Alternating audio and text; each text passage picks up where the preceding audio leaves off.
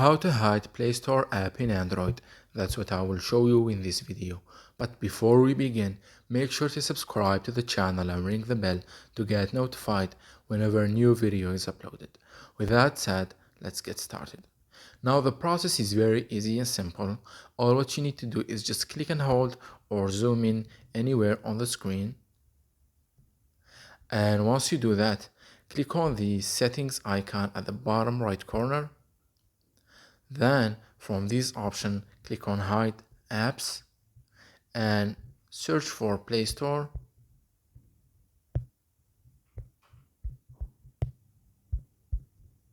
And then select it. As you can see, the Play Store has been added to the hidden apps.